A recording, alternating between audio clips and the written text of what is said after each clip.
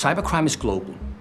So the nature of cybercrime is that you cannot border yourself out of this. Maybe you managed to catch the guys who went to the bank and actually physically took the money out of the bank. But if somebody just coordinates them from the shadows, it's maybe very hard to get to them. He actually received instruction from the mastermind from the Kaplan group.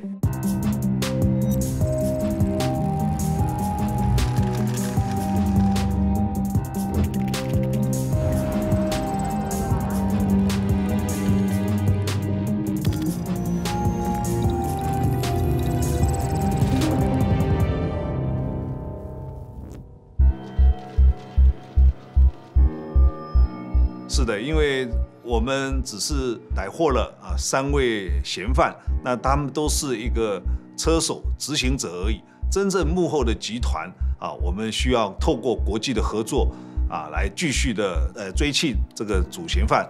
那很庆幸的 We invented what was called the JCAT, so that was a joint cybercrime action task force.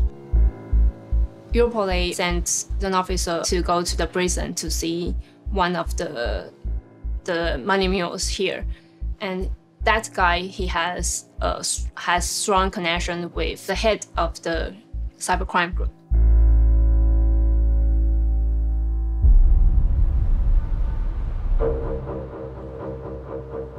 La investigación se inicia a principios de 2017, cuando se recibe información a través de Europol e Interpol de que en España se han usado la red de cajeros de los bancos para sacar el dinero de ataques que han sufrido bancos en Asia y Europa del Este. 后来在西班牙的时候就找到了一个俄罗斯籍的主嫌。 Esto fue posible dado que él, como parte de la organización, se dedicaba a la parte más técnica de los ciberataques, a cometerlos y a entrar en los bancos, modificar sus sistemas, pero para poder al final monetizar esos ataques necesitaban organizaciones de crimen organizado más tradicionales.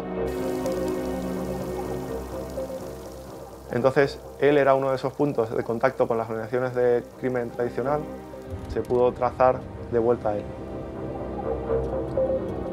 I saw the email on Mikhail's mobile phone. It's about how to deal with the money later. These criminals tend to travel. That's their weak point. Nobody wants to stay in Russia and spend your money in Siberia. When they travel outside Russia, then you catch them.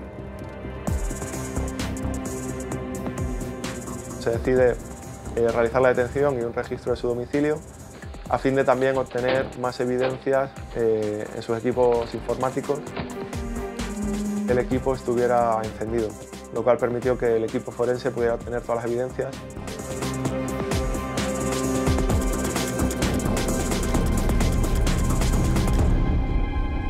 I heard it from a colleague of mine who read the news and about the arrest, and I was like, oh, good job, you know?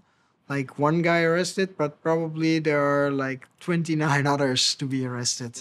Was this one individual responsible for all of the crime? We think that it was quite a big team, at least between 10 and 30 people all together that was able to pull this scheme off. Well, you cannot, just like in the mafia, take out Don Corleone and then it will take them 2 or 3 years to get back on track. That's not going to happen. What we have seen with Kaspersky is that I've seen it evolve.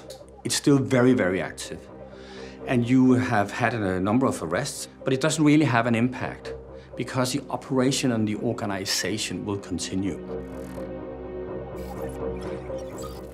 You know, Kaspersky is certainly still in use. Right before coming here, we checked and it was used 2 days ago was the latest sample. You can find the same piece of code being used by different groups, and it's very hard as a security researcher to know the difference which group is using what code, because the code is very similar. It's very hard to arrest a piece of code.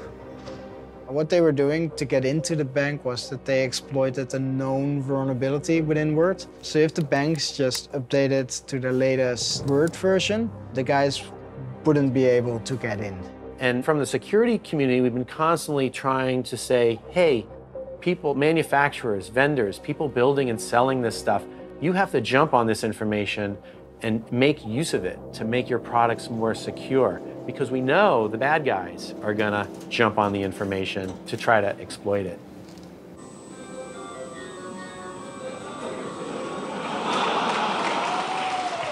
The attraction to target ATMs is fairly obvious. I mean, they're full of cash. But for myself, it's kind of part of a bigger picture and a bigger plan. And that's to explore systems that, when compromised, have direct and immediate consequences.